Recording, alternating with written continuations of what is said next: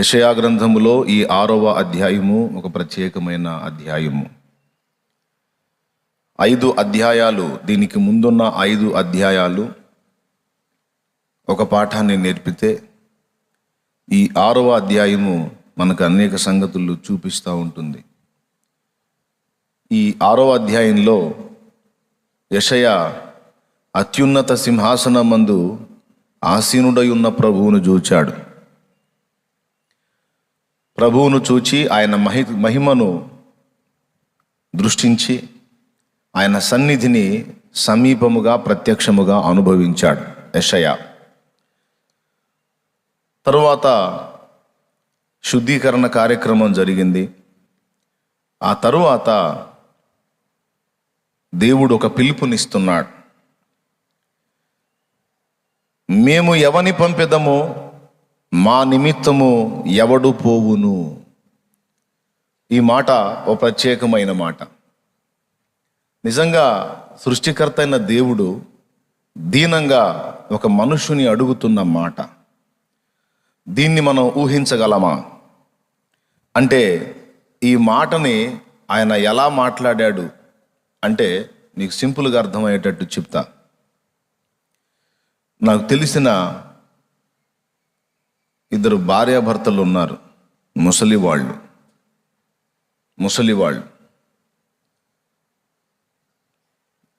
వాళ్ళకి ఇంకెవ్వరూ లేరు. ఇరుగు పొరుగులు వాళ్ళకి కొంచెం పరిచయం ఉన్నారు. ఎవరి బాధలు వాళ్ళే. వీళ్ళనే ప్రత్యేకంగా దృష్టించే పరిస్థితి ఎందుకు ఉంటుంది?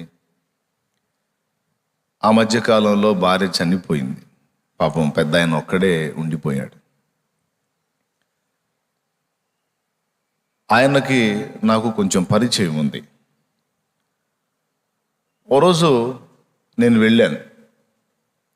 అప్పటికి 3 రోజుల నుంచి ఆయన బాగా జ్వరంతో బాధపడుతున్నాడు.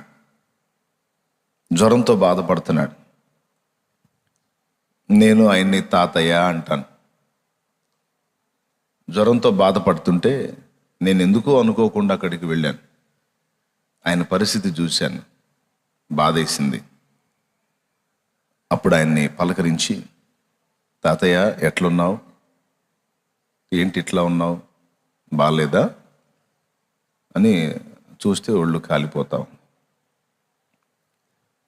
ఏం తాతయ్య జ్వరం వచ్చినట్టుందిగా అంటే దీనంగా మాట్లాడాడు. అవునయ్యా 3 రోజుల నుంచి జ్వరం వస్తుంది అన్నాడు. అరే 3 రోజుల నుంచి వస్తే మరి టాబ్లెట్ వేసుకున్నావా, ఏమన్నా ఆహారం తీసుకున్నావా అంటే అప్పుడు ఆయన అన్నమాట ఏంటంటే, టాబ్లెట్ తేవటానికి ఏదన్నా ఆహారం తేవటానికి నాకెవరున్నారయ్యా, నా కోసం ఎవరు వెళతారు, నేను ఉంటుంది కదా అన్నాడు. నాకు ఏడుపు వచ్చింది. నిజమే, ఇరుగు పొరుగులు ఏదన్నా వాళ్ళకి గుర్తు వస్తే, వాళ్ళ జ్ఞాపకాల్లోకి వస్తే ఏదన్నా చేతుల్లో వాళ్ళకు ఉన్న దానిలో అంత తీసుకొచ్చి చేతుల్లో వేస్తారు తప్పించి ప్రత్యేకంగా ఆయనని పనిగట్టుకొని పట్టించుకునే వారెవరు? ఏ పరిస్థితుల్లో ఉన్నప్పుడు ఆ పెద్ద ఆయన మాట మాట్లాడాడంటే, ఇరుగు పొరుగులు అందరూ ఉన్నారు, కానీ ఆ లోపల ఉన్నోడు బయటికి రావట్లేదు ఏమిటి అని ఆయనను పలకరించి పరామర్శించే పని ఎవరు చేయనందున ఆయన దుఃఖపడి, నాకెవరున్నారు, నేను ఎవరిని పంపేద్దను, నా కోసం ఎవరు పోతారయ్యా? నిజంగా తనకెవరన్నా ఉంటే, తనను గుర్తించేవాళ్ళు, తన ఆలోచనలను ఎరిగేవాళ్ళు, తన స్థితిగతులు ఎరిగి నడిచేవాళ్ళు ఎవరైనా ఉంటే ఆ పెద్ద ఆయన పిలిచేవాడు, చెప్పుకునేవాడు, పంపించేవాడు. తన చుట్టూ మనుషులు ఉన్నారు, తనని పలకరించేవాళ్లే, ప్రేమిస్తున్నట్టు మాట్లాడేవాళ్లే. కానీ 3 రోజులు జ్వరముతో బాధపడుతూ ఇబ్బంది పడుతున్న ఆ పెద్ద ఆయన స్థితిని చుట్టుపక్కల ఉన్న మనుషులు ఎవరూ పట్టించుకోలేదు, గుర్తించలేదు. అప్పుడేదో నేను చేయదగ్గది నేను చేశాను, అది వేరే సంగతి. ఇప్పుడు ఆ సన్నివేశం ఇందులో ఎందుకు వివరించానంటే, దేవుడు కూడా అచ్చం అలానే ఫీల్ అవుతూ మాట్లాడుతున్నాడు. నాకు ఈయన మాట చదివినప్పుడు ఆయన సన్నివేశం గుర్తొచ్చింది. ఆయన కూడా అంతే అన్నాడు, నా కోసం ఎవరు పోతారయ్యా, నేను ఎవరిని పంపుతాను, నా కోసం ఎవరు పోతారు, ఎవరు బాధలు ఆళ్ళకున్నాయి, ఎవరి పరిస్థితులు వాళ్ళే చూసుకుంటున్నారు, నా పరిస్థితి పట్టించుకునే అంత ఎవరికి ఉంది. అంటే ఈరోజు కావచ్చు, యెషయా కాలంలో కావచ్చు, దేవుని సంబంధులు లేరా? జీవము గల దేవుడైన యెహోవా ఆరాధకులు లేరా? ఆయన్ని ప్రార్థించే వాళ్ళు లేరా? ఆయన చెప్పినటువంటి ఆజ్ఞలను గైకొని సున్నతి పొందిన వారు లేరా? అనేకులు ఉన్నారు. కానీ యెషయాతో ఆయన దీనంగా మాట్లాడుతున్నాడు, మేము ఎవని పంపెదము, మా నిమిత్తము ఎవడు పోవును. ప్రియులారా, నిజంగా ఈరోజు కూడా దేవుడు అలానే వాపోతున్నాడు అనిపిస్తుంది. ఎందుకంటే మనందరి జీవితాలు వ్యక్తిగతంగా మనల్ని మనం పరిశీలించుకుంటే మనకే అర్థమైంది నిజంగా మనం దేవునికి ఆశించిన స్థాయిలో అందుబాటులో ఉన్నామో లేదో, దేవుడు ఆశించిన స్థాయిలో మరి ఆయనకు సంతోషకరంగా సంతృప్తికరంగా మన జీవితాన్ని ఖర్చు పెడుతున్నామో లేదో మనకు తెలుసు.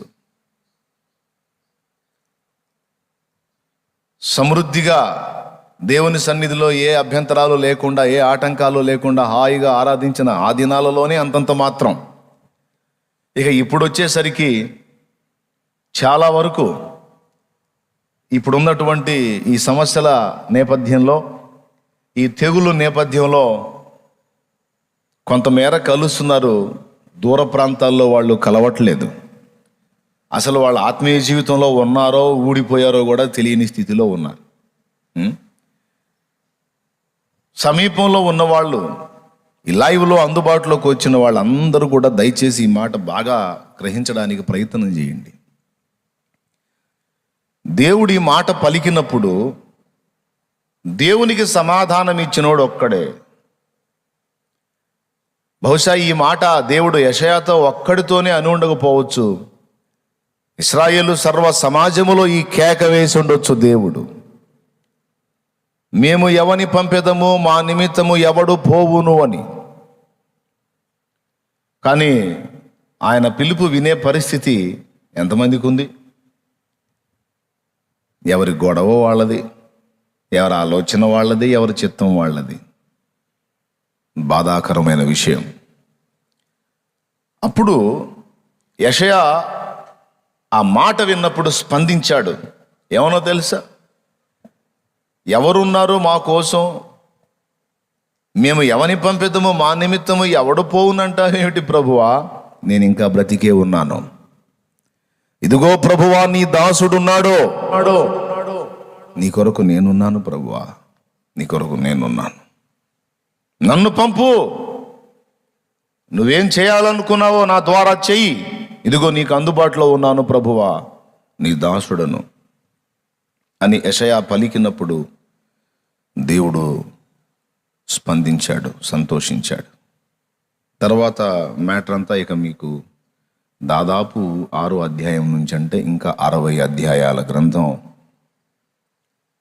ఆ 60 అధ్యాయాలు, అంతకుముందు 5, ఇది 6, ఏది ఇప్పుడు మనం చదువుకున్న వచ్చిన 6వ అధ్యాయం. దాని తర్వాత 60 అధ్యాయాల మ్యాటర్ యెషయాకు అందింది. యెషయా ద్వారా కొన్ని సంగతులు కూడా అప్పటి రాజుకి, ప్రజలకి, తరువాత భవిష్యత్తు తరములైన మనకి అనేక సంగతులు. మీకు తెలుసా, బైబిల్ గ్రంథంలో మినీ బైబిల్ అని యెషయా గ్రంథానికి పేరు, చిన్న బైబిల్ అని. టోటల్ బైబిల్ మొత్తం కూడా 66 పుస్తకాలు ఉంటాయి. 66 పుస్తకాలలో పాత నిబంధన ఎన్ని, క్రొత్త నిబంధన ఎన్ని? పాత నిబంధన 39, క్రొత్త నిబంధన 27, మొత్తం కలిపి 66. 66 పుస్తకాలు బైబిల్, 66 అధ్యాయాలు యెషయా గ్రంథం. ఆశ్చర్యం ఏంటంటే 39 చెప్పారు కదా పాత నిబంధన, అక్కడి నుంచే బాప్తీసమిచ్చు యోహాను పిలుపు అదంతా ఉంటుంది యెషయా గ్రంథంలో. ఒకసారి తీసి చూపిస్తారా? 39 అధ్యాయాలు, అందులో కూడా కొన్ని 1000 ఏండ్ల పాలన ప్రవచనాలు ఉన్నాయి. కానీ అక్కడ ఒక చిన్న సూచన మనకు పెట్టాడన్నమాట. ఒక మినీ బైబిల్ అని ఎందుకు అన్నారంటే, యెషయా గ్రంథంలో 39వ అధ్యాయాన్ని ఒక్కసారి తీయండి. 40వ అధ్యాయం, 39 అయిపోయింది. పాత నిబంధన గ్రంథంలోని పుస్తకాలు 39, నూతన నిబంధనలో 27 కదా. ఇప్పుడు 40వ అధ్యాయం అంటే నూతన నిబంధన స్టార్ట్ అన్నట్టు. అందులో చూడండి, బాప్తీసమిచ్చు యోహాను యొక్క ప్రవచనం ఉంటుంది. అక్కడ 3వ వచనం చదువు. ఆలకించుడి, అడవిలో ఒకడు ప్రకటించుచున్నాడు, ఎట్లనగా అరణ్యంలో యెహోవాకు మార్గము సిద్ధపరచుడి, ఎడారిలో మా దేవుని రాజ్యమును సరళము చేయుడి, ప్రతి లోయలోను ఎత్తు చేయవలెను, ప్రతి పర్వతమును ప్రతి కొండను అణచవలెను, వంకరవి చక్కగాను కరుకైనవి సమముగాను ఉండవలెను. చాలు. మత్తయి సువార్త 3వ అధ్యాయం 1వ వచనం నుంచి చదువు. బాప్తీసమిచ్చు యోహాను ఇదే మాట గుర్తు చేశాడు. చూడండి, నువ్వెవరివి అని అడిగినప్పుడు, ఆ దినముల యందు బాప్తిస్మమిచ్చు యోహాను వచ్చి, పరలోక రాజ్యము సమీపించి ఉన్నది, మారు మనస్సు పొందుడని యోదయ అరణ్యంలో ప్రకటించుచుండెను, ప్రభు మార్గము సిద్ధపరచుడి, ఆయన త్రోవలు సరళము చేయుడని. దేవునికి స్తోత్రం కలుగును గాక. హల్లెలూయా. ఏమన్నాడు? అక్కడ ఏ మాటలు అయితే చెప్పాడో ఏ మాటలు ఇక్కడ కనపడుతున్నాయి చూడండి. ప్రభు మార్గమును సిద్ధపరచుడి, ఆయన త్రోవలు సరళము చేయుడి. తర్వాత మీరు లూకాసు వార్త కూడా చూడొచ్చు. అందులో కూడా బాప్తీసమిచ్చు యోహానును గూర్చి 3వ అధ్యాయము, లూకాసు వార్త 3వ అధ్యాయము 6వ వచనం నుంచి ఇదే మాట రాయబడి ఉంటుంది. అంతటా అతడు వచ్చి పాప క్షమాపణ నిమిత్తము మారు మనస్సు విషయమైన బాప్తిస్మము పొందవల్లని యోర్దాను నది ప్రదేశం అంతటను ప్రకటించుచుండెను. దేవునికి స్తోత్రం కలుగును గాక. రైట్. ఇప్పుడు యోహాను సువార్త 1వ అధ్యాయం 22వ వచనం నుంచి చదువు. వాళ్ళు అడుగుతారు ఇక్కడ, ఎవరయ్యా నువ్వు అసలు? 22:1-22 నీవు ఆ ప్రవక్తవా అని అడుగగా, కానని ఉత్తరం ఇచ్చెను. కాబట్టి వారు, నీవెవరో, మమ్ము పంపిన వారికి మేము ఉత్తరం ఇవ్వలేదని వాళ్ళు అడిగారు.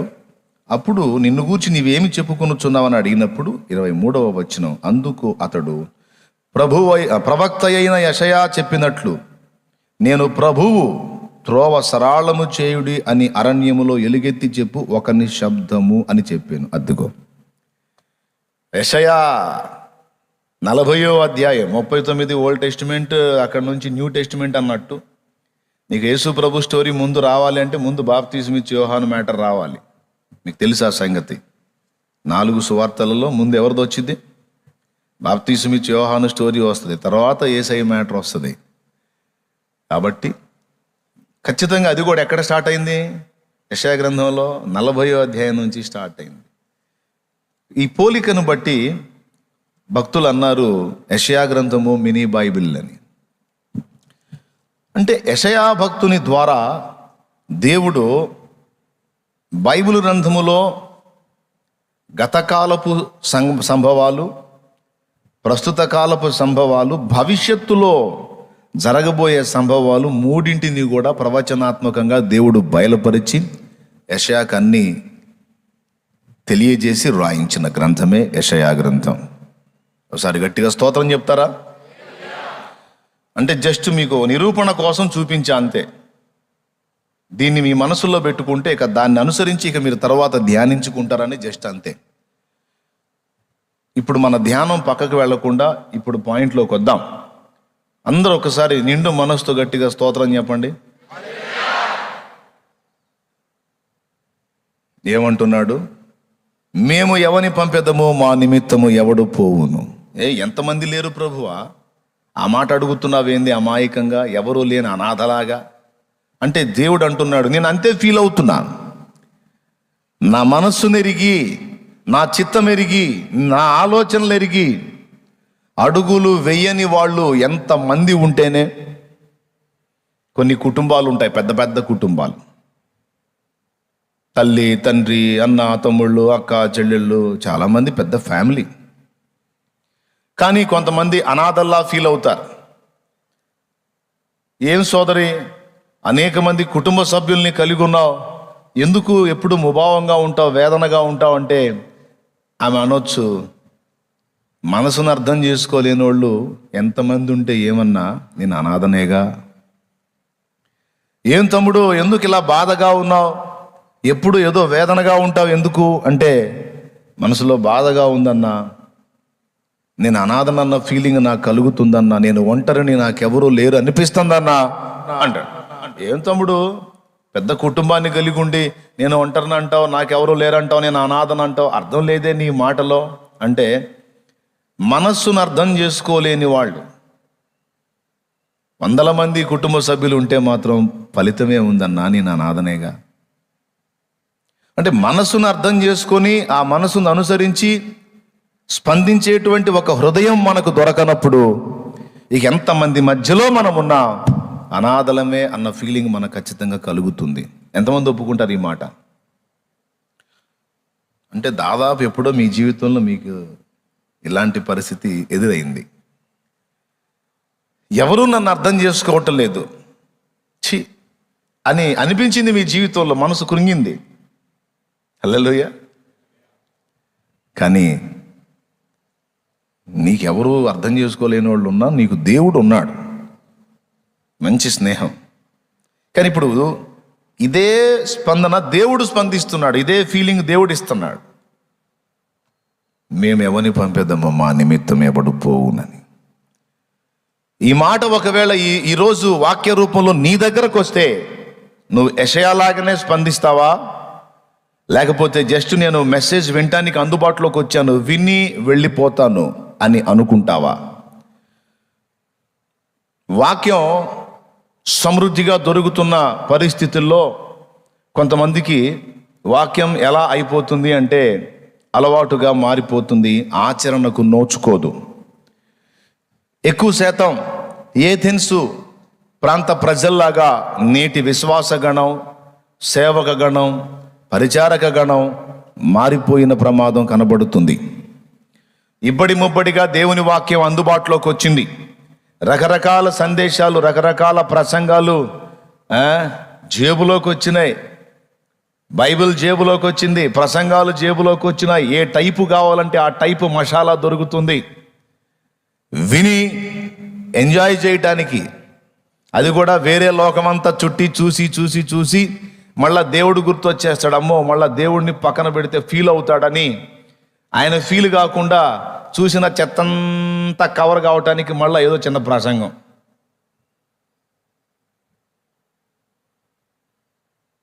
కానీ ప్రసంగం విన్నప్పుడు అబ్బా అద్భుతం, దేవుడు నాతో మాట్లాడాడు అని ఒక చిన్న కామెంట్ పడేసి తర్వాత వదిలేసే పరిస్థితి చాలామందిలో నేను గుర్తించాను.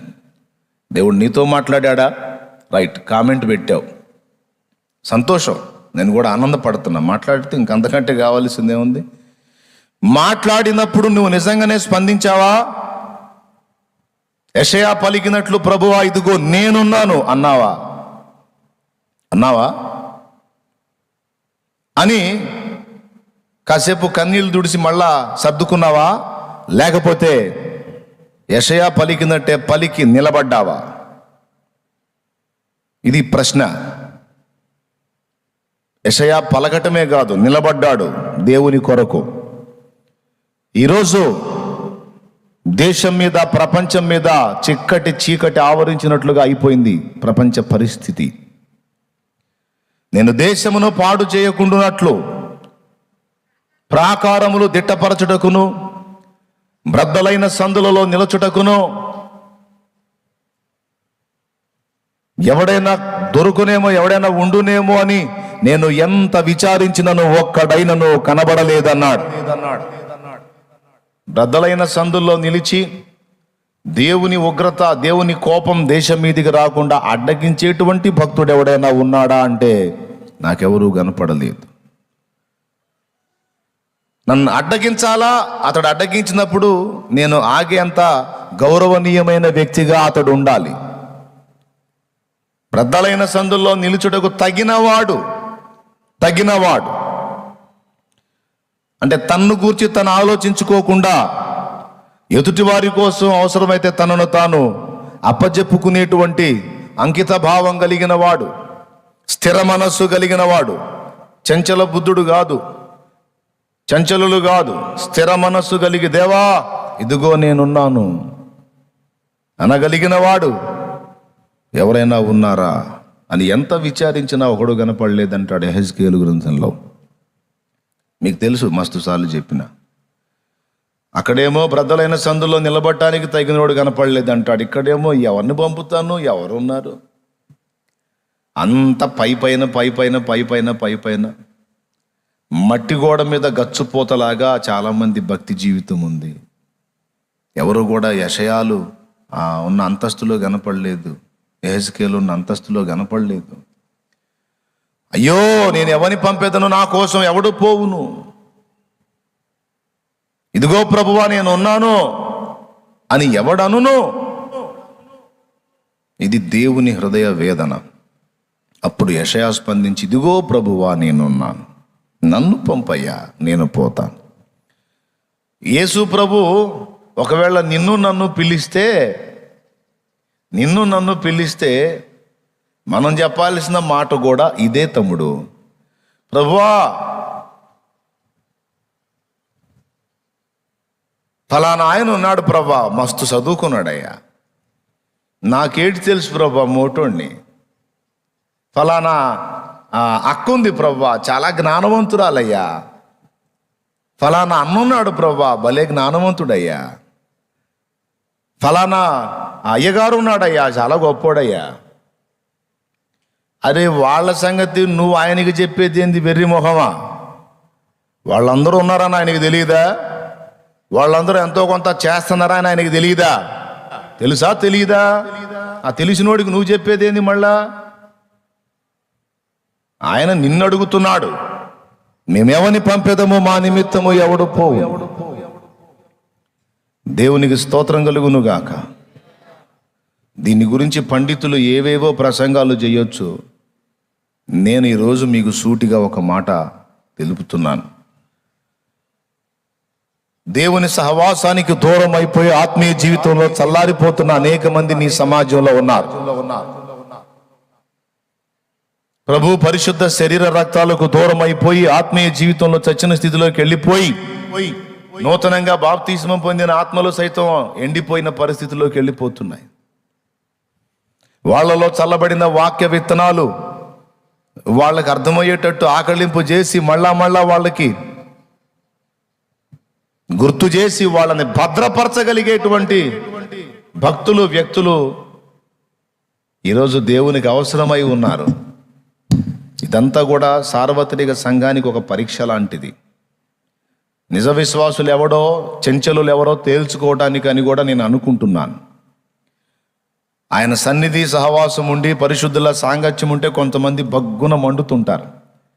సాంగత్యం దూరం అయిపోతే ఆత్మీయ జీవితంలో ఎండిపోతారన్నమాట. నేను ఒకసారి పైల్వాన్ స్టోరీ చెప్తా చూడు. పైల్వాన్ స్టోరీ చెప్తాను. పైల్వాన్ ఒకడిని, పెద్ద పైల్వాన్ని, వాడు ఫైటింగ్ చేస్తుంటే ఒక ధనవంతుడు చూసి తెచ్చుకొని తన ధనాగారం దగ్గర కాపలా పెట్టాడంట. ఎందుకో తెలుసా? ఎంత బలవంతుణ్ణి కూడా వీడు ఒక దెబ్బలో కొట్టేస్తున్నాడు. అసలు వాడు ఫైటింగ్కి వస్తుంటేనే జనాలు ఏళ్ళలో గోల్లో. అసలు వీడు చూసి ఆశ్చర్యపోయి, అమ్మో ఇంతలో పైల్వాన్ అయితే జనం ఇంతలో కేకలేస్తున్నారు, ఆయన చూద్దామని చూస్తే వాడు ఒక దెబ్బలోనే ప్రత్యర్థిని మట్టు పెట్టాడు. అబ్బుడు సార్ మంచి పనోడ్రా బాబు అని తీసుకెళ్ళాడు. ధనాగారం దగ్గర పెట్టాడు. కొద్ది రోజుల తర్వాత దొంగలు వచ్చారు. వాడి కళ్ళ ముందే మొత్తం సొమ్ములో కొంత భాగాన్ని దోచుకొని పోయారు. తెల్లవారి ధనవంతుడు వచ్చి చూశాడు, డబ్బు పోయింది. అక్కడున్న పహిల్వాన్ని అడిగాడు, ఏమిరా డబ్బు పోయిందిగా అంటే, అవునండి పోయింది అన్నాడు. ఎట్లా పోయిందంటే, 4 దొంగలు వచ్చి తీసుకెళ్ళారండి అన్నాడు. ఆ దొంగలు వచ్చి తీసుకెళ్తే నువ్వేం చేస్తున్నావురా, నిన్ను కాపలా పెట్టింది ఎందుకు, ఒక్క దెబ్బలో వాళ్ళందరినీ మట్టి కరిపిస్తావని కదా అంటే, నిజమేనండి నేను అంత బలం కలిగినోడ్నే, కాకపోతే నాకు చిన్న సమస్య ఉందండి అన్నాడు. ఏమిటి నీ సమస్య అంటే, ఏం లేదండి నేను పైల్వాన్ని, అందులో తిరుగులేదు. నేను ఎదుటోడి మీద ఫైట్ చేయాలంటే ముందు నాకు ఏళ్ళు వేసి చప్పట్లు కొట్టేవాళ్ళు కావాలండి అన్నాడంట. ఎవరు కావాలి అంటే వీడు ఫైటింగ్లోకి వెళ్ళాలంటే ఏళ్ళు వేసి చప్పట్లు కొట్టేవాళ్ళు కావాలి, అప్పుడు దూకుతాడు. అదుగో ప్రచండుడు వస్తున్నాడు, బలవంతుడు వస్తున్నాడు, సింహబలుడు వస్తున్నాడు, ఆ బలుడు వస్తున్నాడు, ఈడు వస్తున్నాడు అని వీడికి భజన చేయాల, అప్పుడు రేగుతాడు అనమాట. రేగి ఎంత ఫైటింగ్ కూడా ఈజీగా చేసేస్తాడు అనమాట. ధనవంతుడికి మండిపోయి, అప్పుడు నీ పక్కన నేను కూర్చోవాలరా, నీ పక్కన నేను కూర్చోవాలా, ఇక దొంగోడు వచ్చినప్పుడు ఇక నేను కేకలేసి గందరగోళం చేసి చప్పట్లు కొట్టి నేను ఏళ్ళు లేస్తే అప్పుడు ఫైట్ చేస్తావు, నువ్వు ఎందుకురాను పనికి మనడా పోరా అన్నాడు. ఎంత బలవంతుడైనా కావచ్చు, ఒకడు రేపితే రేగటం, వాడు వదిలేస్తే వీడు చప్పబడిపోవటం అనేవాడు నేను చెప్పిన పైలవాన్తో సమానం. కొంతమంది ఆత్మీయ జీవితం అచ్చం ఇంతే ఉంటుంది. ఎవరన్నా ప్రోత్సహిస్తే, ఎవరన్నా ఎంకరేజ్ చేస్తే, ఎవరన్నా ప్రేరేపిస్తే ఆ కాసేపు మన టైర్కి కానీ గాలి కొడితే బెలూన్ వరకునే బయలుది. అందుకని టైర్ చెప్పాను నేను. టైర్కి ఎంతసేపు అయినా కొడితే చాలాసేపు కొట్టవచ్చు గాలి. బెలూన్ ఉంది, ఒకసారి కొట్టాను తుస్సు అనేది. గాలి కొట్టినప్పుడు ఉబ్బినట్టను తర్వాత పోయినట్టుగా చాలామంది ఎలాంటి మనస్తత్వాలు కలిగి ఉంటారు. ఎవరో ఒకళ్ళు వాళ్ళని ప్రేరేపిస్తూ ఉండాలా, రేపుతూ ఉండాలా. సహవాసం దూరం అయిందంటే చచ్చిన స్థితికి వెళ్ళిపోతూ ఉంటారు. సీనియర్స్లో కూడా ఉన్నారు ఇట్లాంటి వాళ్ళు కొంతమంది. జూనియర్స్ అంటే కొత్త వాళ్ళు, వాళ్ళకి తెలియదు. ఖచ్చితంగా వాళ్ళకి మనం ఫీడింగ్ ఇవ్వాలి, వాళ్ళని రేపాలి, ప్రోత్సహించాలి. కానీ సీనియర్స్ కొంతమంది ఇట్లాంటి వాళ్ళు ఉన్నారు. అదే బాధ. వాళ్ళు ఉన్నారు, వీళ్ళు ఉన్నారు, వాళ్ళు ఉన్నారు. ఎవరో సంగతి కాదు, నీ సంగతి ఏంది అంటున్నాడు. ఇప్పుడు నీ చుట్టుపక్కల ఉన్న వాళ్ళలో చాలామంది దేవుని సాంగత్యానికి దూరం అయిపోయి ఆత్మీయ స్థితిలో దిగజారిపోతూ చివరికి విశ్వాసమందు బలహీనులై విశ్వాసాన్ని పోగొట్టుకునే పరిస్థితుల్లో కూడా కొంతమంది వెళ్ళే అవకాశం ఉంది. మార్చి, ఏప్రిల్, మే, జూన్, జూలై 5 నెలలు, 5 నెలల కాలం పరిశుద్ధుని సాంగత్యం, పరిశుద్ధ సహవాసం దూరం అయిపోతే ఒక నూతనాత్మ ఎలా నిలబడిద్ది? మరి ఆ నూతనాత్మని మళ్ళా తిరిగి దేవుని కొరకు నిలబెట్టడానికి మన వంతు మనం ఏం చేస్తున్నాం? మేము ఎవని పంపేదమో మా నిమిత్తము ఎవడు పోవును. ఫలానా సమాజంలో నా పిల్లలు ఉన్నారు, వారు దుష్టుని చేతికి చిక్కుచున్నారు, ఆత్మీయంగా దిగజారిపోతున్నారు, వారిని ఎవరు ప్రేరేపిస్తారు? ఒకప్పుడేమో నశించిపోతున్న ఆత్మను రక్షించడం కోసం దేవుడు పిలుపునిచ్చాడు. ఇప్పుడు నువ్వు రక్షిద్దామన్నా కూడా క్రొత్తవాడి దగ్గరికి వెళ్తే అక్కడ పరిస్థితి ఏమిటో ఇప్పుడైనా చేయొచ్చు. ఎందుకంటే ఈ పరిస్థితినే ప్రజలకు చూపించి ప్రమాద హెచ్చరిక, ఇది దేవుని నుండి మనకి వినిపిస్తున్నటువంటి ప్రమాదకరమైన హెచ్చరిక, దేవుని స్వరము గుర్తుపట్టండి అని ఒక పిలిచి ప్రభువులోకి కొంతమందిని రక్షించవచ్చు మనం. కానీ ఈ పనికి పూనుకొని మనం ఈ అవకాశాన్ని వినియోగించుకొని ఆత్మల్ని క్రీస్తు కొరకు సంపాదించాలి అంటే మనలో సమర్పణ ఉండాలి. బ్రద్దలైన సందుల్లో నిలబడి బయట నుంచి ఏది లోపలికి ప్రవేశించకుండా అడ్డు నిలబడినప్పుడు ఎవరు ముందు ఎఫెక్ట్ అవుతారు? ఇప్పుడు క్రూర మృగాలు ఉన్నాయండి, చుట్టూ కాంపౌండ్ ఉంది, ఓ ప్రక్క పగిలిపోయింది, సందు వచ్చింది. ఆ సందులో నుండి క్రూర మృగాలు లోపలికి ప్రవేశించే అవకాశం ఉంది. ఇప్పుడు ఆ సందులో నిలబడాలంటే ముందు ఒకవేళ అటుపక్క క్రూర మృగం లోపలికి రావాలంటే ముందు ఎవరిని టార్గెట్ చేస్తుంది? అడ్డు నిలబడ్డోండి. కాబట్టి ఎవడు సాహసం చేయరు. అలా సాహసం చేసేవాళ్ళు కొంతమందే ఉన్నారు. వాళ్ళనే దేవుడు అన్నాడు, మండుచు ప్రకాశించుచు అనేక మందికి వెలిగిచ్చే దీపాలు అని. హల్లెలూయా. నేనేమైపోయినా పర్వాలేదు ప్రభువా, నేనేమైపోయినా పర్వాలేదు. ఒక ఓడ ప్రమాదానికి గురై మునిగిపోబోతూ ఉంది. కన్ఫర్మ్ అందులో ఉన్న వాళ్ళందరూ వెళ్ళిపోతారు దేవుడి దగ్గరికి, అంటే చనిపోబోతున్నారు. కానీ అందులో ఉన్న ఒక దేవుని బిడ్డ ఎలా స్పందించారో తెలుసా? ఇంకా కొన్ని క్షణాల్లో అది మునిగిపోతుండగా అందరికి ఒక హెచ్చరిక చేశాడట. ఇదిగో ఇంకా సేపట్లో మనమందరం ప్రాణాలు కోల్పోబోతున్నాం. నేను కూడా ప్రాణాలు కోల్పోతాను, కానీ నాకు భయం లేదు. ఎందుకంటే ఈరోజు కాకపోతే ఇంకా 10 ఏళ్ళకి, 20 ఏళ్ళకి, 30 ఏళ్ళకైనా మనం చచ్చేదే, మనమేం స్థిరంగా ఉండేది కాదు. అయితే నాకు ఒక నిరీక్షణ ఉంది, నేను ప్రభు దగ్గరికి వెళ్తాను. ఎందుకంటే నా పాపాలన్నీ కడగబడు నిమిత్తం నేను ప్రభువుని అంగీకరించాను, మారు మనసు పొందాను, బాప్తిస్మం పొంది రెడీ అయ్యాను. ఇప్పుడు తప్పించుకుంటే ఇంకా 10 ఏళ్ళకైనా, అప్పుడు తప్పించుకుంటే 20 ఏళ్ళకైనా, 30 ఏళ్ళకైనా, 100 ఏళ్ళకైనా చావాల్సిందే, ఇక్కడ ఉండేది కాదు. కాబట్టి ఇక్కడ ఉన్న మీ అందరూ కూడా గుర్తించండి అని పెద్ద కేకలు వేసి చెప్పాడు. అంటే ఏమన్నా తెలుసా? ప్రభువునందు విశ్వాసం ఉంచండి, ప్రభువా నా పాపములు క్షమించమని అడగండి, రక్షకుడా నిన్ను నేను విశ్వసిస్తున్నానని చెప్పండి.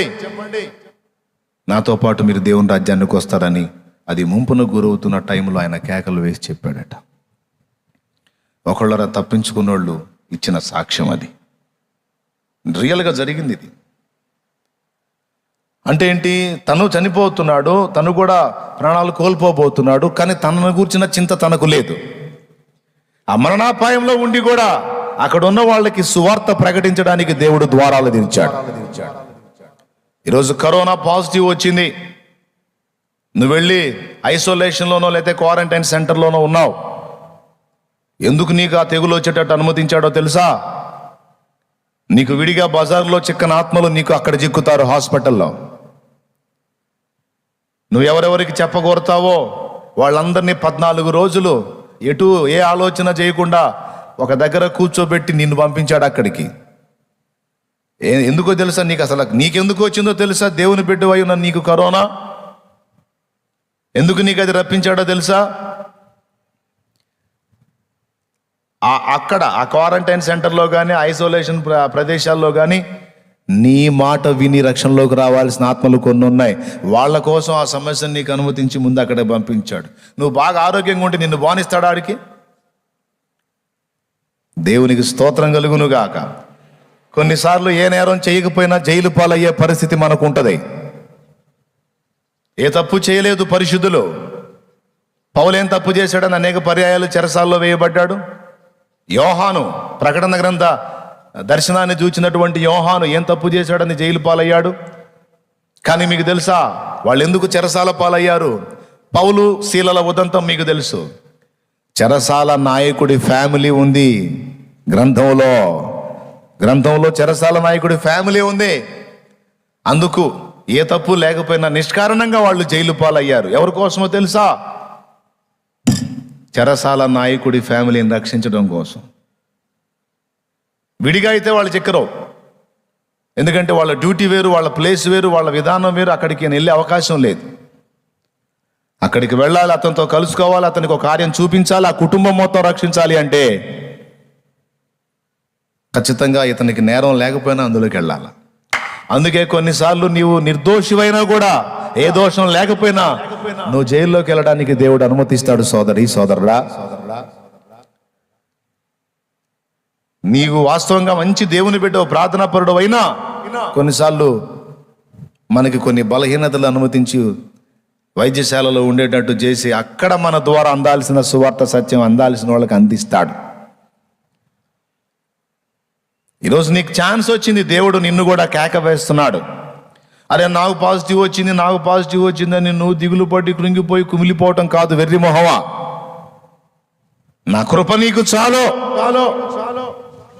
నా అనుమతి లేకుండా నీ ప్రాణం తీయగలిగేది ఏముంది? నా సెలవు లేక నేను ఏమైనా చేయునా? నేనున్నాను, భయపడకు. నిన్ను ఎందుకు పంపానంటే అక్కడ ఉన్న ఆత్మలకు నన్ను గురించి పరిచయం చేయమని పంపాను. కరోనాతో చచ్చినా ఇబ్బంది లేదు, కానీ పాపాలతో చస్తే నరకానికి వెళ్తారు. కరోనాతో చావైతే ఏం రాదులేండి, భయపడొద్దు. జలుబులు 2 రకాలు చేసుకోండి, సీనియర్ జలుబు, జూనియర్ జలుబు అన్నట్టు. నా భాషలో ఏదో మోటోండి కదా, అందుకని మొరటు భాషలో సీనియర్ జలుబు, జూనియర్ జలుబు అని. ఇప్పటిదాకా మనకు చేసిన జలుబులు జూనియర్ జలుబులు అన్నమాట. ఇప్పుడు కరోనా రూపంలో వచ్చింది సీనియర్ జలుబు, అంతే. మామూలు జలుబు అయితేనేమో వారానికి, కరోనా జలుబు అయితేనేమో ఇంకో 2 రోజులు, 9 రోజులకి, అంతే. ఏంది అటు చూస్తారు? నేను చెప్పేది నిజమే. అంతే. ఇక దాని గురించి ఏదో వికృతంగా ప్రచారం జరిగినంతగా ఊహించుకోవద్దు. ఏం లేదు. నేను రోజు అటే పోయేస్తాను క్వారంటైన్ సెంటర్కి వెళ్ళి. ఏకాంత ప్రార్థనకు పోయేది అట్టే. శుభ్రంగా అపార్ట్మెంట్స్ ఉన్నాయి కదా, ఆ రోడ్ల నిండా హాయిగా తిరుగుతూ ఉన్నారు వాళ్ళు. మనుషులే వాళ్ళు కూడా. మనకు కూడా అవకాశం రావచ్చు అని చెప్పలేము. అయిపోయింది ఇప్పుడు, అన్నీ గృహ దర్శనానికి వచ్చింది ఇప్పుడు. అది సమస్య లేదు. నువ్వెంత ఫీల్ అయినా ఏమో ఫ్యామిలీలో ఒకటికొస్తే చాలు. ఎక్కడ ఎలా మనకి టచ్ అవుతాడో, ఎక్కడ ఏమవుతుందో తెలియదు. కాబట్టి వచ్చేది ఖాయం. మెంటల్గా ప్రిపేర్ అయ్యి ఉండండి. ప్రాబ్లం ఏముంది? వస్తే ముందే సిద్ధపడి ఉన్నాం కాబట్టి ఫీలింగ్ ఉండదు. రాకపోతే దేవునికి స్తోత్రం. ఒకవేళ వచ్చిందనుకో, గుర్తుపెట్టుకో, దేవుడు నిన్ను అక్కడ ఏదో పని కోసం పంపాడని గుర్తుపెట్టుకో. నాతో ఫోన్లో మాట్లాడింది నా సహోదరి చెప్పింది, అన్న నేను దేవుని యందు భయభక్తులు కలిగి ఉన్నాను, కానీ నాకు ఈ సమస్య వచ్చింది. నా రిపోర్ట్లో పాజిటివ్ వచ్చింది అన్నప్పుడు నాకు భయం వేసింది. 10 నిమిషాలు గడగడ వణికిపోయినంత భయం వచ్చింది నాకు. తర్వాత నా సహోదరికి ఫోన్ చేశాను. ఆమె నాతో మాట్లాడింది, పిచ్చిదానా, నీకు ఆ సమస్య వచ్చిందంటే ఏ ఉద్దేశంతో దేవుడు అనుమతించాడో ముందు దాన్ని గుర్తుపట్టో. బ్రతికితే క్రీస్తుకు సాక్షులో, చస్తే దేవుని దగ్గరికి, భయపడతావేంటి అని అక్క చెప్పిందట. ఆ మాటతో ఇక నాకు కొండంత ధైర్యం వచ్చింది. ఇంకెళ్ళిపోయాను. ఇప్పుడు నాకు అర్థమైంది నేను ఎందుకు పంపబడ్డానో. ఇక్కడ కొన్ని ఆత్మలకు నేను క్రీస్తుని గూర్చి ప్రకటిస్తున్నానన్నా, కొన్ని ఆత్మలు నరకానికి వెళ్లకుండా రక్షించడానికి, కొంతమందికి నా ద్వారా సత్యం అందించడానికి దేవుడు పంపాడని ఆ సహోదరి సంతోషంగా సాక్ష్యం ఇచ్చింది. మళ్ళీ ఒక్కసారి వినండి కావాలంటే. దేవునికి మహిమ కలుగునుగా. అది ఉందో ఎడిటింగ్లో కట్ అయిందో మొత్తానికి, అది ఉంది. ఆ వాయిస్ అయితే ఉంది, క్లియర్గానే ఉంది. అంటే నీకు ఒక సమస్యను దేవుడు అనుమతించినప్పుడు ఎందుకు అనుమతించాడు? నేను ఇంత మంచిగా ఉంటే నాకే ఎందుకు వచ్చింది అంటే, నువ్వు చెబితేనే అక్కడ ఆత్మలు గదిలేది. చుట్టుపక్కల, నీ ఇంటి చుట్టుపక్కల ఎంతోమంది బిడ్డలు ఆత్మీయంగా దిగజారిపోతున్నారు. నీ ఇంట్లో నువ్వు కూర్చున్నావు. ఇక అందరిలో నువ్వు ఒకదానివేగా. ఇక బ్రద్దలైన సందులో నిలిచే వ్యక్తిగా నువ్వెట్లా అవుతావు? అవసరమైతే మాస్క్ కట్టుకో, చేతికి గ్లౌజులు వేసుకో. నీవు ఎరిగిన ఆ 4 గృహాలు నువ్వు దర్శించు. అన్నయ్య ప్రార్థన చేసుకుంటున్నారా? అక్క ప్రార్థన చేసుకుంటున్నారా? చూశారు కదా ప్రకటన గ్రంథంలో ఏవైతే సంభవాలు చెప్పబడ్డాయో, ఇదిగో వాటికి ప్రారంభం ఇది. దేవునికి దూరం కాకండి, ఆత్మీయంగా దిగజారిపోకండి, ప్రార్థనా జీవితాన్ని కలిగి ఉండండి, కుటుంబం కలిసి ప్రార్థన చేసుకోండి, దేవుని మాటలు వినండి, మారు మనసు పొందండి, ఇకనైనా జాగ్రత్త పడండి అని రక్షణ పొందిన వారిని, రక్షణలోనికి ఇంకా రాని వారిని హెచ్చరిక చేయొచ్చు.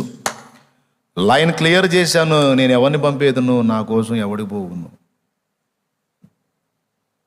అందరూ ప్రాకారం అవతల కూర్చున్నారే కానీ బ్రద్దలైన సందుల్లో నిలబడేవాడెవడు, తెగించిన పక్షంగా ప్రకటించేవాడెవడో అని ఈరోజు దేవుడు నిన్ను పిలుస్తున్నాడు. సోదరుడా, నువ్వు అనగలవా దేవా, ఇదిగో నేనున్నానని.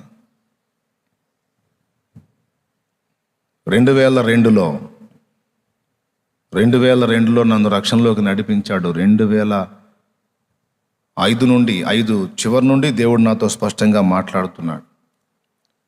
నేను ఎవరిని పంపేదను, నా కోసం ఎవరు వెళ్తారని.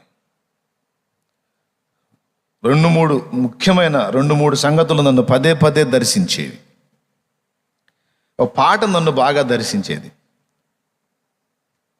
టేప్ రికార్డు ఉంది, క్యాసెట్ ఉంది.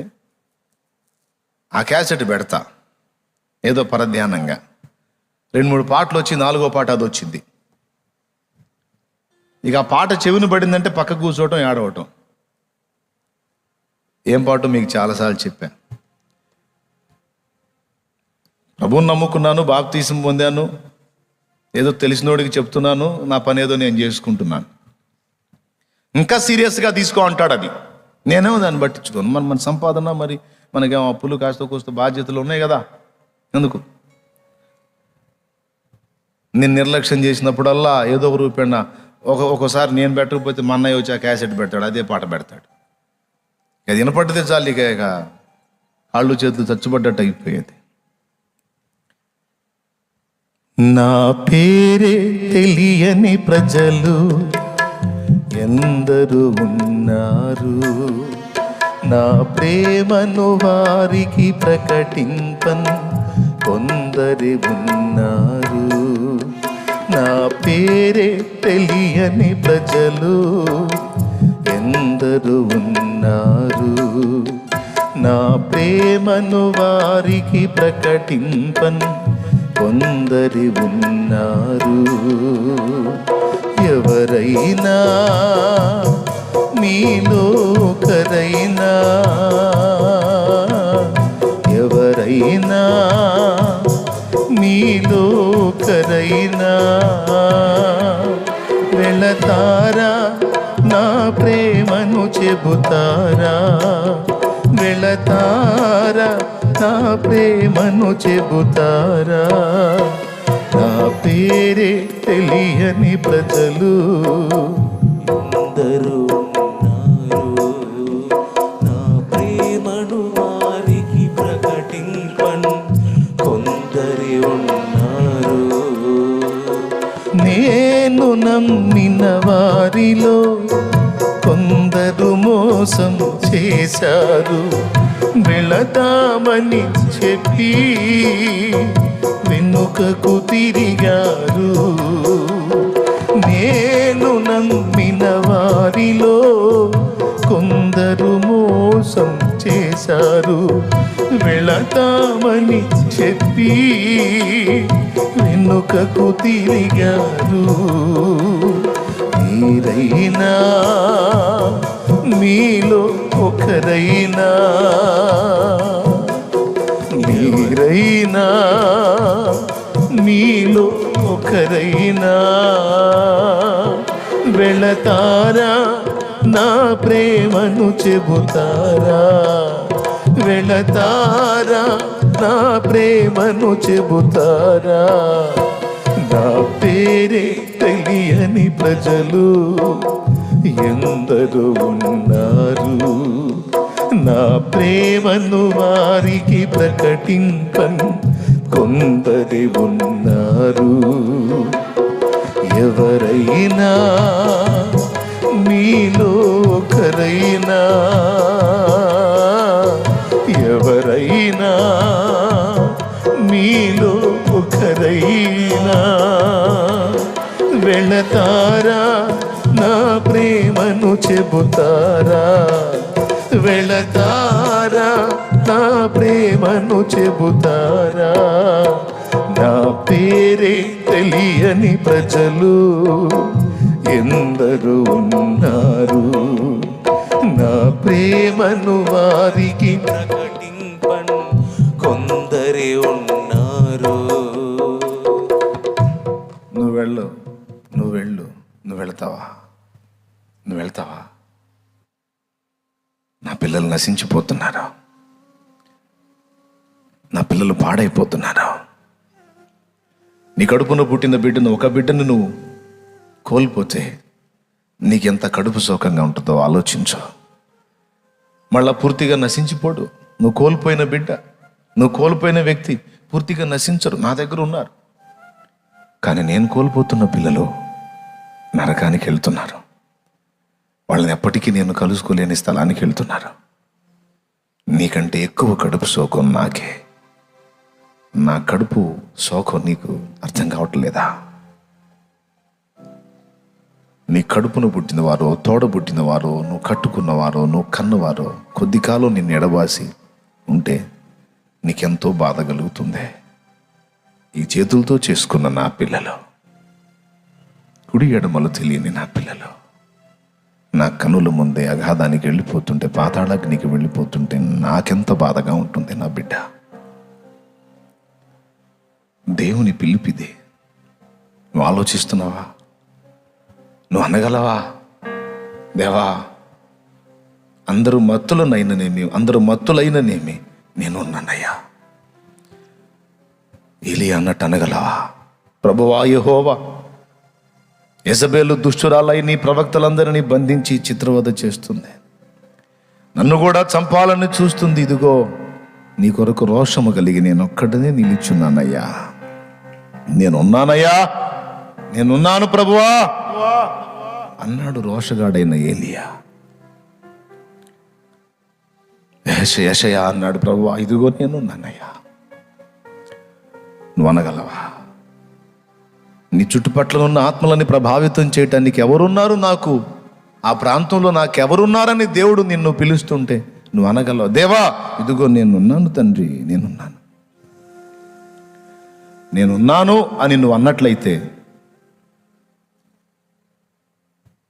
అప్పుడు దేవుడు కార్యం జరిగింది. యెషయా ముందు ఆ మాటల్లా, ఈ ఒక్క పాయింట్ గుర్తుపెట్టుకోండి, ముందల్లా ఆ మాట. ఫస్ట్ యెషయాని దేవుడు దర్శించాడు. యెషయాని దేవుడు దర్శించిన తరువాత అవతలి వాళ్ళ జీవితాలను 5 అధ్యాయాలు ఎండగట్టిన యెషయా 6వ అధ్యాయంలో తనంతట తాను దేవదర్శనం పొందినప్పుడు తన దోషాలు తనకు కనపడ్డాయి. దేవుడు ప్రభువు యెషయాను దర్శించినప్పుడు తన అతిక్రమాలు తనకు కనపడి ముందు యెషయా ఏం చేశాడంటే, అయ్యో ప్రభువా నేను ఇతరులకు ప్రకటించడానికి పూనుకున్నాను, నేనే అపరాధినని నాకు అర్థమవుతుంది. ప్రభువా యెహోవా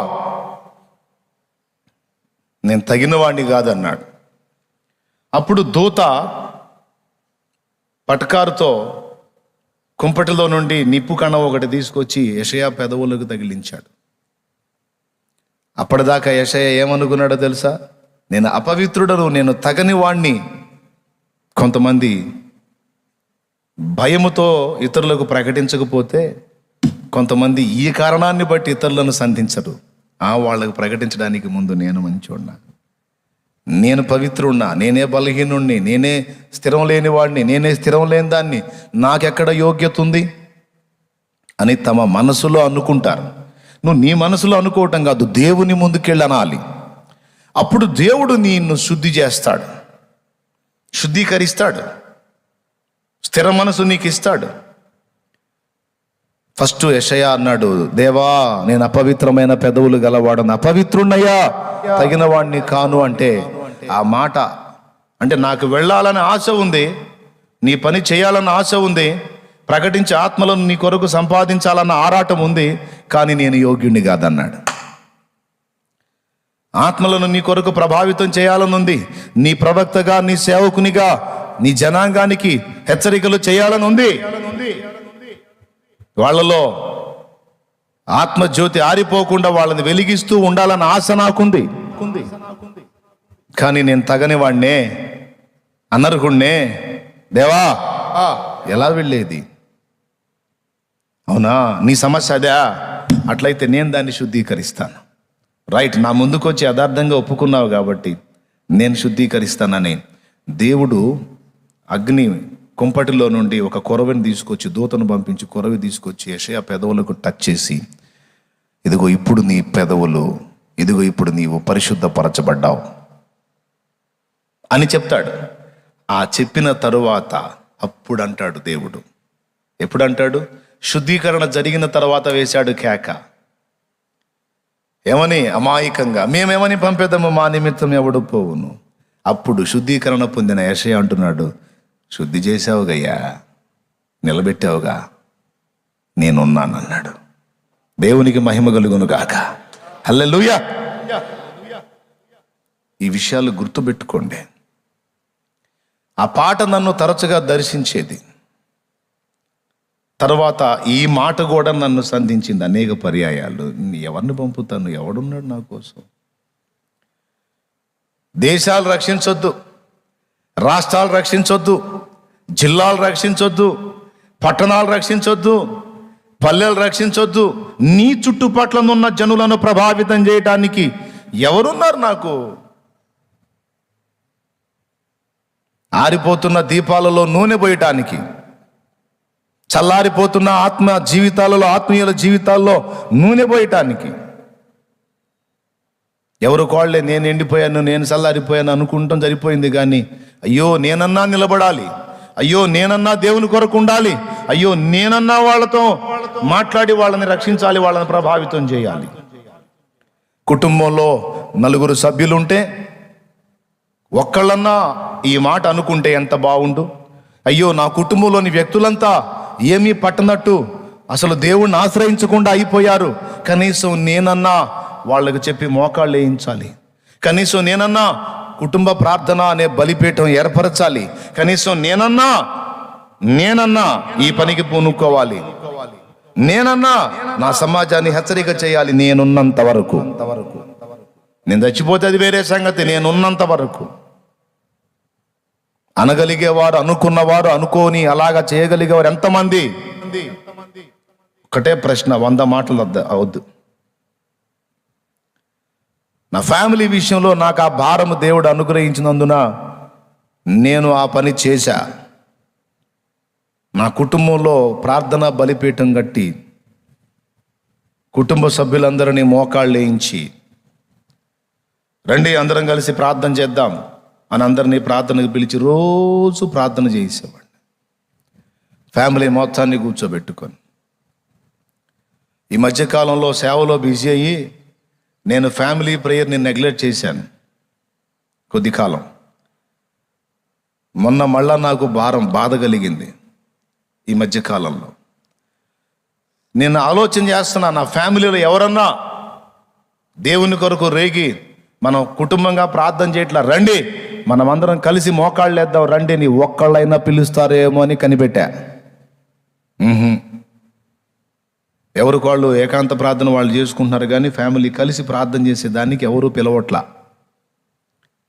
ఈ మధ్యకాలంలో మళ్ళా నేనే పూనుకున్న ఆ పనికి కూడా. ఇటు బయట ఫ్యామిలీలో తెల్లవారుజామున లేచి అందరినీ లేపి కూర్చొని ప్రార్థన చేసి అందరినీ కలిపి ప్రార్థన చేస్తా ఉన్నా. ఎవరైనా స్పందిస్తారేమని చూస్తా, ఎవరూ స్పందించకపోతే నేనే పూనుకుంటా. ఎందుకంటే ఇంకా చచ్చిపోలేదు కదా, నేను ఇంకా నన్ను దేవుడు తీసుకోలేదు కదా. కానీ నేను బతికున్నంత వరకు మాత్రం ఆత్మీయ దారిద్ర్యాన్ని తట్టుకోలేను. నేను బతికున్నంత వరకు బలిపీఠపు దరిద్రాన్ని తట్టుకోలేను. అది కుటుంబంలో కావచ్చు, సమాజంలో కావచ్చు, సంఘంలో కావచ్చు. ఇది నా తీర్మానం, నా భారం. మరి నీ తీర్మానం ఏంది? ఎంతమందిని నువ్వు సమకూర్చగలుగుతున్నావు? ఎంతమందిని హెచ్చరిక చేస్తున్నావు? ఎంతమందిని ప్రభావితం చేశావు? ఏంది అసలు నీ సేవ ఏంది? మీకు వందనాలు. ఎంతమందికి అర్థమైందో అర్థం కాలేదో నాకైతే తెలీదు. ఖచ్చితంగా మీకు అందరికీ అర్థమైందని నేను అనుకుంటున్నాను. స్పష్టంగా మనిషిని నేను ఎరగను కదా, కానీ నేను చెప్పిన దానిలో తేటదనం ఉంది కనుక మీకు అర్థమైందని నేను అనుకుంటున్నా. దేవునికి స్తోత్రం కలుగును గాక. ఈ ఒక్క మాట మీ మనసులోకి తీసుకోండి. ఈరోజు ఆ పాయింట్ని మీరు మళ్ళీ ధ్యానించండి. నీ ఫ్యామిలీ ప్రార్థన, ఎంతమంది కుటుంబాల్లో ప్రార్థన ఉందండి? కుటుంబ ప్రార్థన ఒకసారి చేయొద్దండి, అబద్ధాలు ఆడకుండా దించండి. అన్నా నేను మా ఫ్యామిలీలో ఆ ప్రార్థన లేదన్నా, కుటుంబ ప్రార్థన లేదన్నా అన్నోళ్ళు చేతులు ఎత్తండి. సరిగా చేతులు ఎత్తాలా? అదిగో ఇంతమంది ఉన్నారు, ఎన్ని చేతులు లేచినాయి, ఎందుకని లేదు? సరే మిగిలిన వాళ్ళని తీసేయి, నీ కుటుంబంలో మిగిలిన వాళ్ళని తీసేయి. నువ్వు బతికే ఉన్నావు కదా, అంటే బతికున్నావు కానీ ఆత్మీయంగా చచ్చున్నావు. బతికే ఉన్నావు కానీ ఆత్మీయంగా చచ్చున్నావు. అది పాయింట్.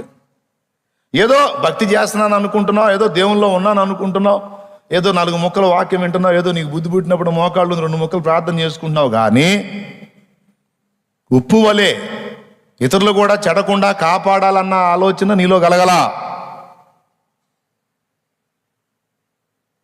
మిగిలిన వాళ్ళని తీసే తల్లి, నీ భర్తను పక్కన పెట్టు, పిల్లల్ని పక్కన పెట్టు, వాళ్ళు నిన్ను పిలవరు. నువ్వు బతికే ఉన్నావు కమ్మా, నువ్వు పిలువమ్మా, తగ్గించుకొని కూర్చోబెట్టు. పొద్దున్నే బ్రతిమాలు. నీ భర్తకు మారు మనసు లేకపోతే తీసేయి, పిల్లలన్నా బిల్లు. నువ్వు బతికే ఉన్నావుగా నాయనా, ఉన్నావుగా, పోలేదుగా, పిలిచాడు ఇంకా దేవుడు, పిలవలేదుగా. పిలిచినప్పుడు నువ్వు అనేది పోయినప్పుడు ఇక నీ ఫ్యామిలీ ప్రేయర్ పోయిందంటే దేవుడు కూడా ఆలోచన చేయడు. దేవుడు నిన్ను అడుగుతున్నాడు, నువ్వు చచ్చిపోలేదు నాన్న, బతికే ఉన్నావు కదా, నువ్వెందుకు పిలవవు, నువ్వెందుకు బలిపీఠం వద్దకు వాళ్ళని సమకూర్చవు అని దేవుడు అడుగుతున్నాడు. ఏంటి నీ సమాధానం?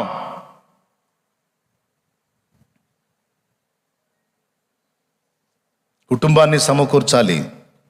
ఎవరు పిలవరో కానీ దేవుడు బాధపడుతున్నాడు. అది నాకు వినపడుతుంది. రండి, మోకాళ్ళు వేద్దాం, రండి, గంటలు అవసరం లేదు, రండి, 2 అధ్యాయాలు చదువుకుందాం, ఒక పాట పాడుకుందాం, కాస్త ప్రార్థన చేసుకుందాం, రండి. ముందు అలవాటు, రండి. దేవుని కృప వల్ల కొంతకాలంగా చిన్నగా మళ్ళా నా ఫ్యామిలీ ప్రేయర్ అనే బలిపీఠం మళ్ళా కట్టబడింది. దేవునికి స్తోత్రం కలుగును గాక. హల్లెలూయా. నా ప్రియులారా, లైవ్లో వీక్షిస్తున్న వాళ్ళు కూడా స్ట్రైట్గా మిమ్మల్ని అడుగుతున్నాను, మీరు బతికే ఉన్నారుగా, నేనున్నానని ఎందుకన్నావు నువ్వు దేవునితో? జీవించున్నావా? మృతురాలి అయిపోయావా? నువ్వు బతికుండి అనేకుల్ని బతికించాలి. నువ్వు వెలిగి అనేకుల్ని వెలిగించాలి. నువ్వు ఉప్పు వలె ఉండి నిన్ను ఆశ్రయించిన వారందరినీ చెడకుండా కాపాడాలి. వచ్చిన ఉపద్రవం ఏమో తెలియలేదా? జరుగుతున్నది ఏందో అర్థం కాలేదా? రాబోతున్నవేమిటో అర్థం కాలేదా? జాగ్రత్త. ఏ ఫ్యామిలీకి ఆ ఫ్యామిలీ మర్యాదగా జాగ్రత్త పడి ఎవరు కాళ్ళు బుద్ధి తెచ్చుకొని మోకాళ్ళు వేసి మొర్ర పెడితిరా, రాబోతున్న ఉపద్రవాల్లో కాపాడబడతారు, నోవా కుటుంబం లాగా. లేకపోతే భయంకరమైన పరిస్థితులు ఎదుర్కొనే ప్రమాదం ఉండబోతుంది. ఎవరికి వాళ్ళకి చెప్తున్నా. స్తోత్రం చెప్పండి అందరూ. హల్లెలూయా. నేనున్నాను ప్రభువా, నేనున్నాను, నన్ను పంపు. అరే చల్లారిపోయావు. నీ ఫీలింగ్, ఇన్నర్ ఫీలింగ్ ఏంటంటే బాగానే ఉన్నాను అనుకుంటున్నావు. ఏంది నీ తలకాయ బాగుంది? ఎక్కడున్నా?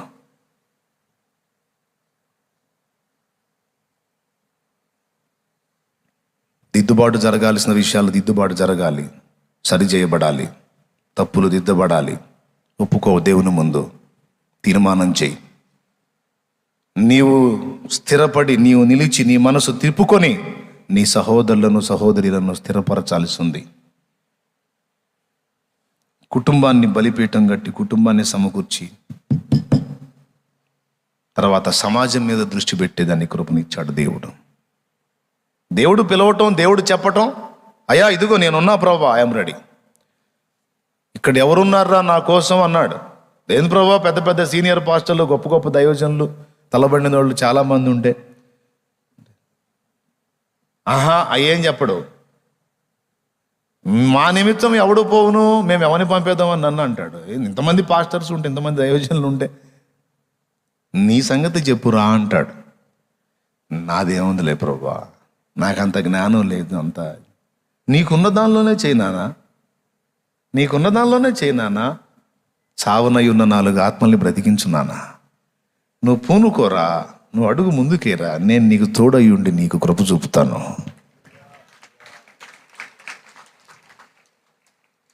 నాకు జ్ఞానం లేదు, నాకు అది లేదు, ఇది లేదు అంటున్నావు. సరే, నా దగ్గర కూర్చో నాన్నా, నిలవరంగా కూర్చో, నేను నీకు బోధిస్తాను, నేను నీకు ఆలోచన చెప్తా, నేను నిన్ను నడిపిస్తా. అప్పుడు సమాజం మీద దృష్టి పెట్టి ఏదో నాకు దేవుడిచ్చిన శక్తిలో చేస్తూ ఉన్నా. ఈరోజు కూడా సంఘము అనే కుటుంబాన్ని రేపటానికి ఆత్మచేత ప్రేరేపించబడి హెచ్చరికిస్తున్నా. దేవుడు నీతో మాట్లాడుతున్నాడని అర్థమైందా నీకు?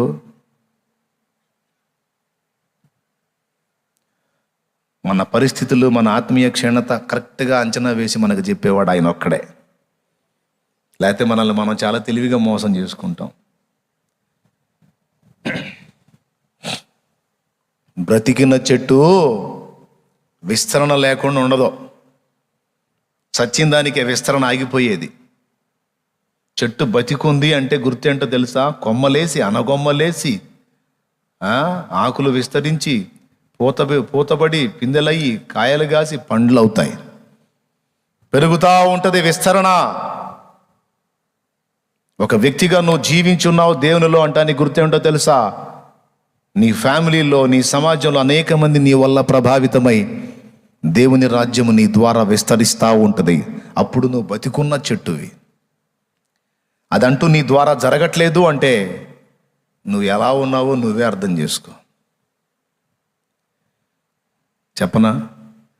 జీవించుచున్నావన్న పేరు ఉన్నది, మృతుడవే నీవు మృతుడవే. జీవించుచున్నావన్న పేరు ఉన్నది, మృతుడవే నీవు మృతుడవే.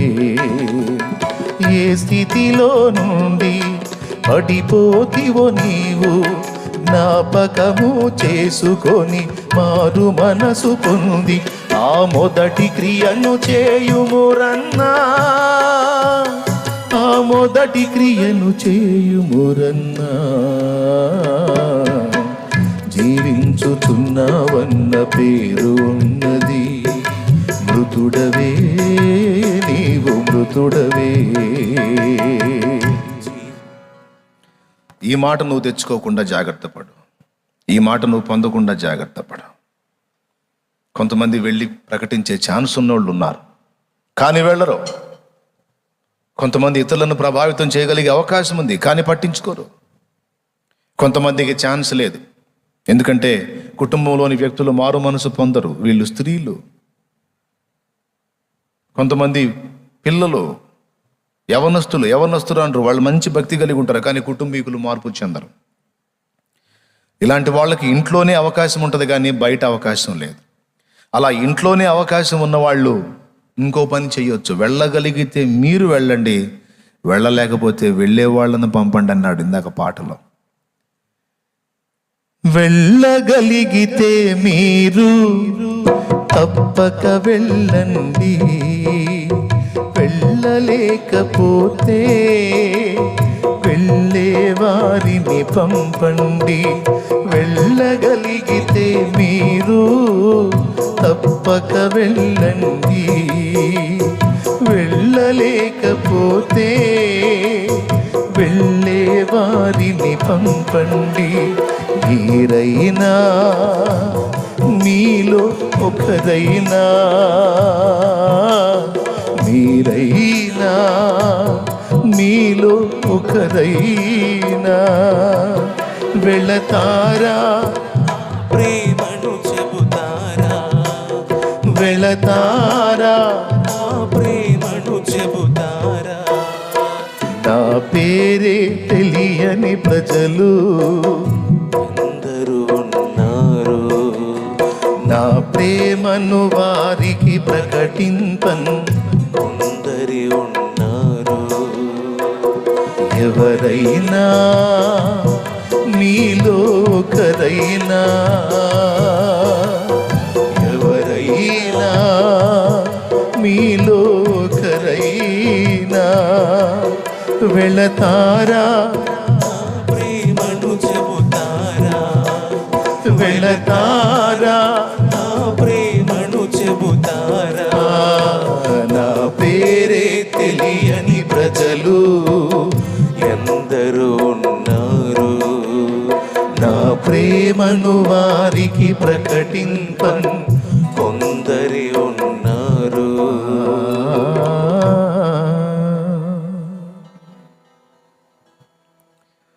నేనేం ఫస్ట్ నేను బాను కానీ ఇతరులను పంపిద్దాం అనుకున్నా. ఒరే నీకేమన్నా బంధకాలు ఉన్నాయా? నేను అన్నీ ఫ్రీ చేసి నిన్ను వెళ్ళరా అంటే నువ్వేంట్రా?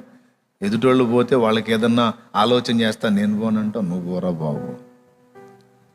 కానీ బంధకాల్లో ఒకవేళ నువ్వు ఉంటే నువ్వు వెళ్ళే వాళ్ళని పంపొచ్చు, వాళ్ళ కొరకు నువ్వు విజ్ఞాపన చేయొచ్చు, ఆ సేవ చేయొచ్చు, నువ్వు చేతులు ఎత్తొచ్చు, నీకు అందుబాటులోకి వచ్చిన వాళ్ళని ప్రభావితం చేయొచ్చు. ఆర్థిక సమృద్ధి కలిగిన వ్యక్తివైతే దేవుని కోసం కష్టపడి వాళ్ళ తిండి తిప్పులు కూడా పట్టించుకోకుండా ఆత్మల భారంతో పరిగెత్తుతున్న అక్క కానీ, అన్న కానీ, చెల్లి కానీ, తమ్ముడు కానీ నీ సమాజంలో నీ కళ్ళ ముందు ఒకవేళ దైవజనుడే కానీ నిజంగా సేవకుడై ఉండి ఒకవేళ కనబడితే నీ కలిగిన దానిలో కొంత అతని చేతిలో పెట్టి ఆమె చేతిలో పెట్టి వాళ్ళని ప్రోత్సహించు.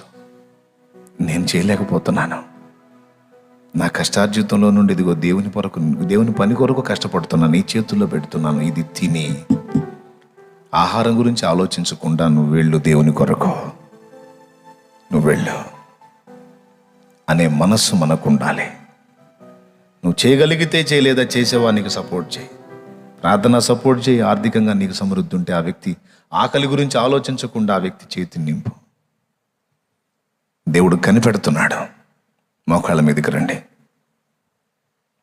ఏం చేయగలవు? నువ్వు చేయగలిగి ఉండి కూడా బాధ్యత లేకుండా ఉన్నప్పుడు నీ ముఖంలోకే చూసి అంటున్నాడు దేవుడు, నేను ఎవరిని పంపుతాను, నా కోసం ఎవరు పోతారు, ఎవరికంత పట్టింపు ఉంది నా పిల్లల గురించి, ఎవరికంత బాధ్యత ఉంది నా పిల్లల గురించి. మోకాళ్ళ మీదకి వచ్చేసాయి. నా బిడ్డల కొరకు ఎవరు కష్టపడతారు? అందరూ తమ తమ సొంత కార్యములోనే చూసుకుంటున్నారు కానీ నా పిల్లల గురించి పట్టించుకోరు.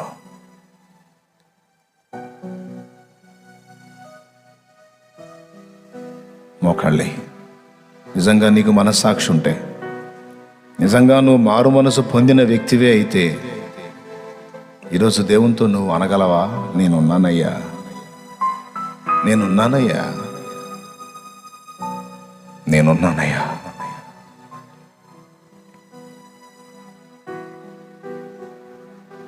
ఒక మంచి సినిమా పెట్టి కుటుంబం మొత్తాన్ని పిలుస్తావే, ప్రార్థనకి పిలవటానికే.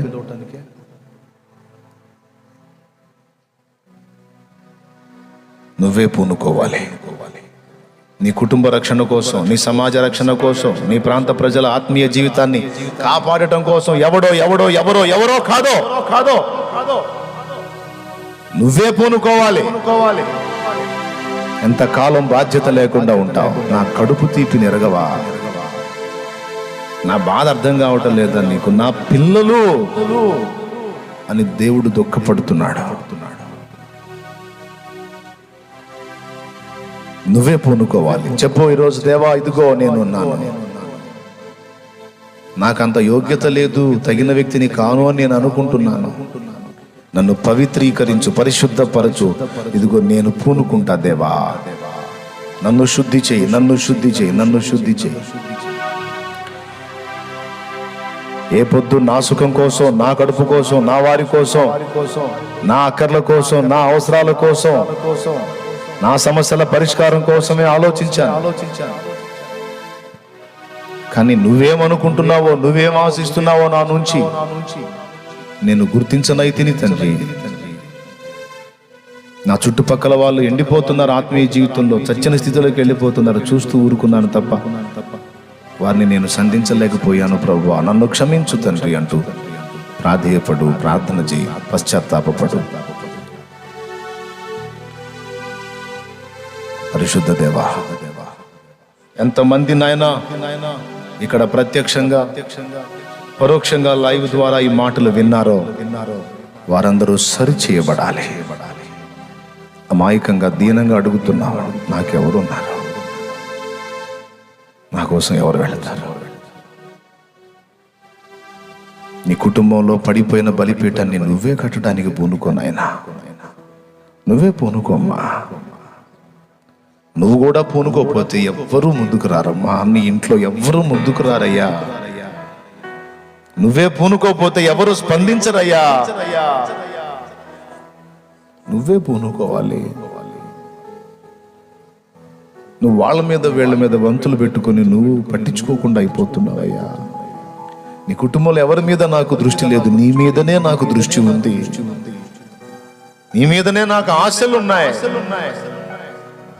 నీ సమాజం విషయంలో కూడా ఎవరికి పట్టింపు లేదు నాయన, నీ గురించే నాకు ఆశ ఉందయ్యా. నీ మీదనే నాకు ఆశ ఉంది నా కుమారుడా, నీ మీదనే నాకు ఆశ ఉంది కుమారి. నువ్వెందుకు నా స్వరం వినట్లేదు, నా మాట పట్టించుకోవట్లేదు? నా ఆశల మీద నీళ్లు జల్లుతావా?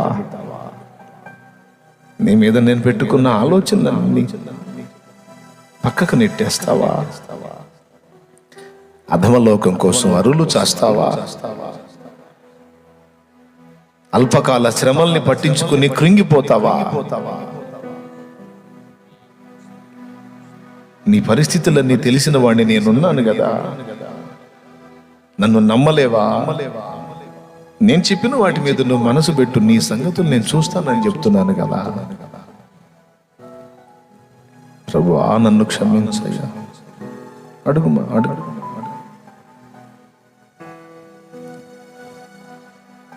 నా గటి మీద చెయ్యిని వేసి వెనుకకు చూడక సాగడి వారిని, భారము కలిగి సువార్త గింజలు దున్నిన ఎదలో చల్లెడి వారిని, దున్నిన ఎదలో చల్లెడి వారిని పంపుము దేవా, పనివారలను పంటను కోయుటకు, నేడు పంటను కోయుటకు.